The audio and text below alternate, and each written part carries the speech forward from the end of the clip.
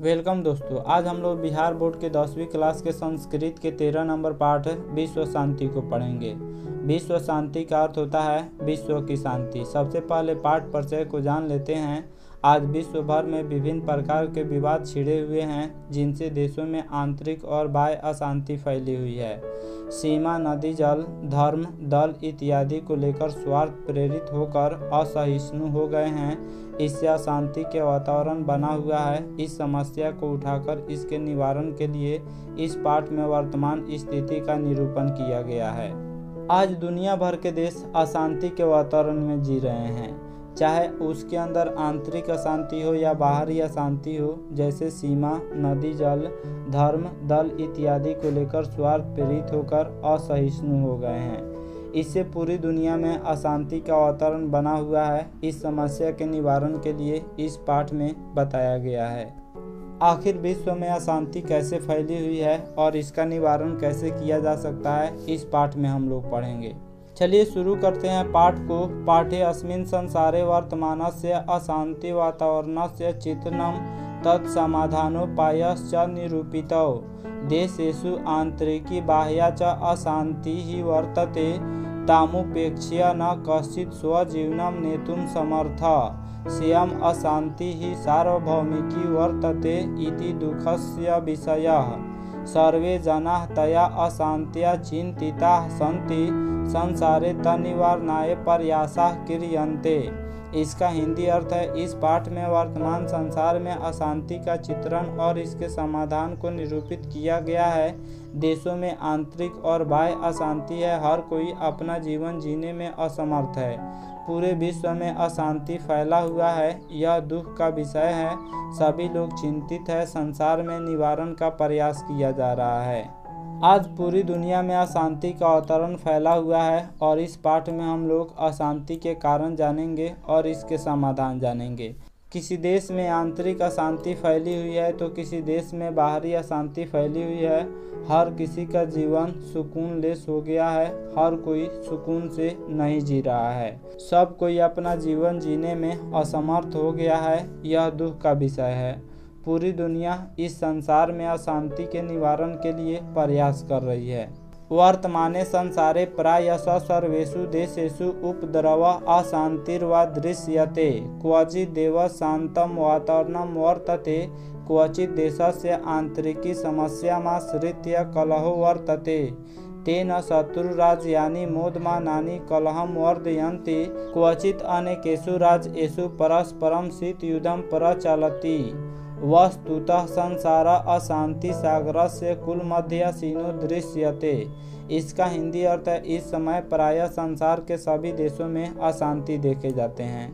संयोग से ही कहीं शांति का वातावरण देखने को मिलता है। किसी देश में आंतरिक अव्यवस्था के कारण अशांति है तो कहीं शत्रु देश द्वारा अशांति फैलाया जा रहा है, तो कहीं अनेक देशों में शीत युद्ध चल रहा है। इस प्रकार सारा संसार अशांति के वातावरण में जी रहा है। पूरी दुनिया में अशांति फैला हुआ है। शायद ही कोई ऐसा देश है जहां पे शांति देखने को मिलता है। बाकी पूरी दुनिया में अशांति फैली हुई है। किसी देश में आंतरिक समस्या के कारण अशांति फैली हुई है तो किसी देश में बाहरी समस्या के कारण अशांति फैली हुई है। कहीं अव्यवस्था के कारण अशांति है तो कहीं शत्रु देश के कारण अशांति फैलाया जा रहा है, तो कहीं अनेक देशों में शीत युद्ध चल रहा है। शीत युद्ध का मतलब जब राज्य से राज्य लड़ाई होता है तो उसको शीत युद्ध कहा जाता है, या जब केंद्र से राज्य के बीच लड़ाई होता है तो उसको शीत युद्ध कहा जाता है। यानी अपने ही देश में जब युद्ध होता है तो उसी को शीत युद्ध कहा जाता है। इस तरह से अनेक देशों में शीत युद्ध चल रहा है। जैसे सीरिया में अभी फ़िलहाल शीत युद्ध चल रहा है, जिसमें 12 लाख से अधिक लोग मारे गए हैं। इस प्रकार सारा संसार ही अशांति के वातावरण में जी रहा है। अशांतिश्च मानवता विनाशाय कल्पते अद्य विश्व विध्वंस कान्यस्त्राणि बहुन्याविष्कृतानि सन्ति, तैरेव मानवता नाशस्य भयम् अशान्तेः कारणं तस्य निवारणोपायश्च सावधानतया चिन्तनीयो। कारणे ज्ञाते निवारणस्य उपायो अपि ज्ञायते इति नीतिः। इसका हिंदी अर्थ है अशांति मानवता के विनाश का कारण है। अशांति जो है वह मानवता के विनाश का कारण है। इस समय विनाशकारी अस्त्रों का निर्माण विशाल पैमाने पर हो रहा है, उससे ही मानवता के विनाश का भय बना हुआ है।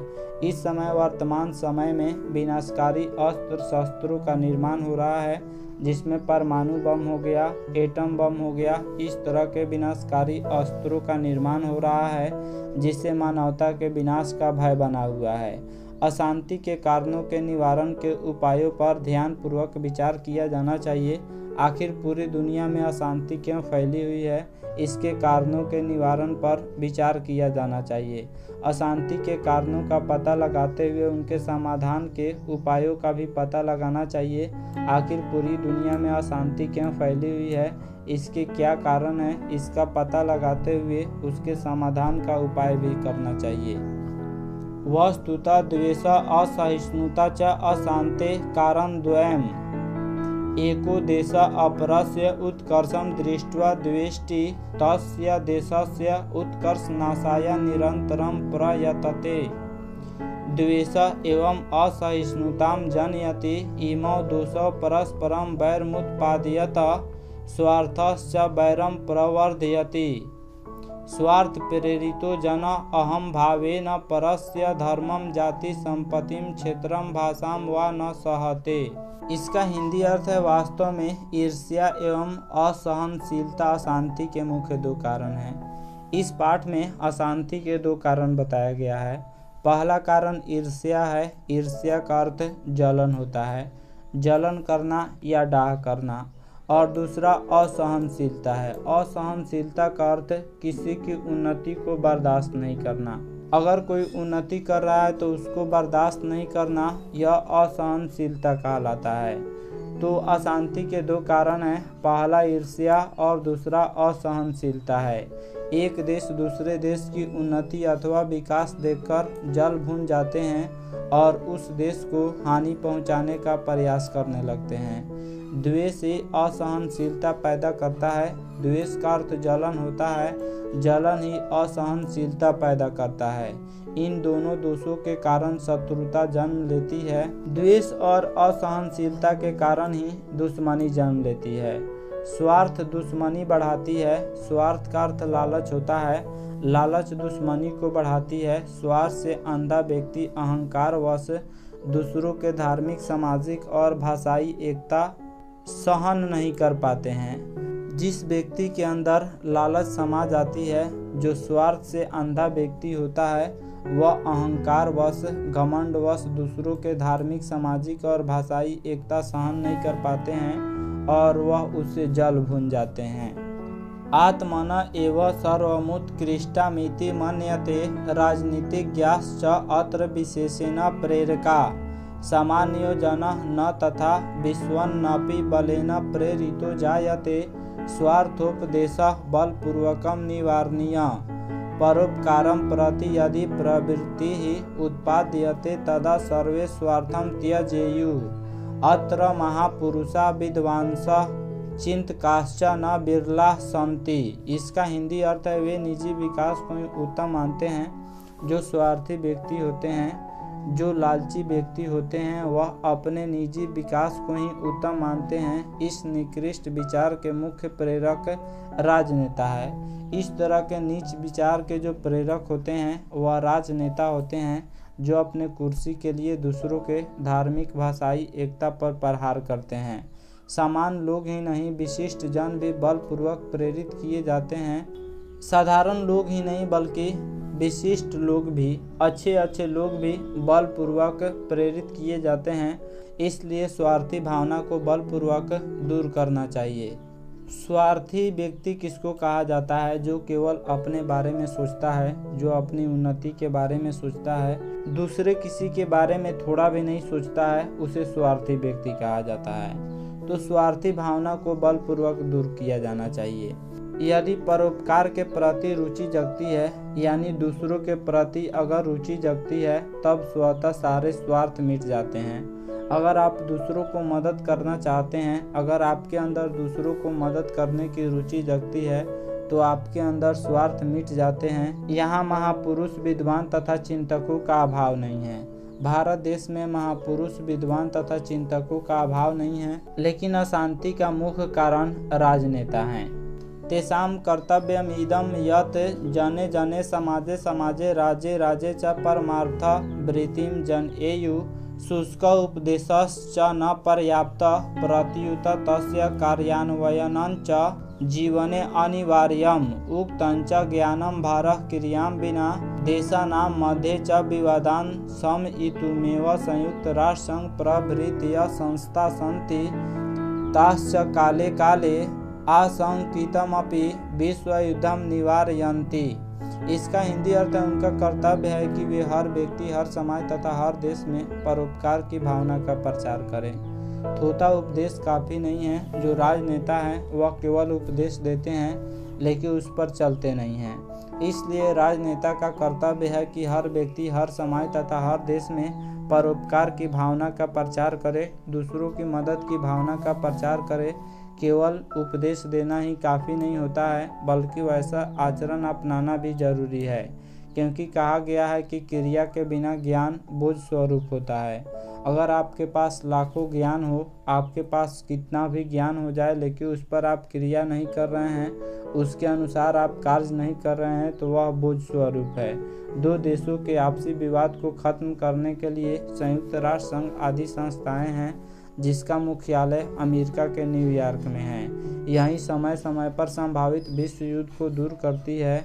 दो देशों के बीच जब लड़ाई होता है तो उसके लिए एक संस्था है संयुक्त राष्ट्र संघ, जो दो देशों के बीच आपसी विवाद को खत्म करती है और समय समय पर होने वाले विश्व युद्ध को, संभावित विश्व युद्ध को दूर करती है। तो दो देशों के बीच युद्ध को दूर करने में संयुक्त राष्ट्र संघ का अहम योगदान है। भगवान बुद्ध पूरा काले एवं वैरेण वैरस्य शमनम असंभवम प्रोक्तवान अवैरेण करुणया मैत्री भावेन च वैरस्य शांतिः भवतीति सर्वे मन्यते। भारतीयाः नीतिकाराः सत्यमेव उद्घोषयन्ति अयं निजः परो वेति गणना लघु चेतसाम उदार चरिता नाम तु वसुधैव कुटुंबकम। इसका हिंदी अर्थ है, प्राचीन काल में भगवान बुद्ध ने कहा था कि दुश्मनी से दुश्मनी को खत्म करना संभव नहीं है। प्राचीन काल में भगवान बुद्ध ने कहा था कि दुश्मनी को दुश्मनी से खत्म नहीं किया जा सकता है, मित्रता एवं दया से शत्रुता भाव को शांत करना संभव है। ऐसा सबका मानना है। भारतीय नीतिज्ञों ने सच ही कहा है। भारतीय नीतिज्ञ ने कहा है कि यह मेरा है, वह दूसरों का है। ऐसा नीच विचार वाले मानते हैं। उदार चरित्र वाले अर्थात महापुरुषों के लिए सारा संसार ही अपने परिवार जैसा है। नीतिकार कहते हैं कि अयम निजः परो वेति गणना लघु चेतसाम उदार चरिता नाम तु वसुधैव कुटुंबकम। अर्थात यह मेरा है, वह तेरा है, ऐसा नीच विचार वाले लोग मानते हैं, ऐसा नीच बुद्धि वाले लोग मानते हैं। उदार चरित्र वाले अर्थात महापुरुषों के लिए पूरा संसार एक परिवार जैसा है, एक कुटुंब जैसा है। पर पीडनम आत्मनाशाय जायते परोपकारश्च शांति कारणं भवति। अद्यापि परस्य देशस्य संकट काले अन्य देशा सहायता राशि सामग्री च प्रेषयन्ति इति विश्व शांति सूर्योदयो दृश्यन्ते। इसका हिंदी अर्थ है, दूसरों के कष्ट पहुंचाने से अपना ही नुकसान होता है और दूसरों के सहयोग से शांति मिलती है। आज भी किसी दूसरे देश के संकट में सहायता राशि भेजी जाती है, इससे विश्व शांति की आशा प्रकट होती है।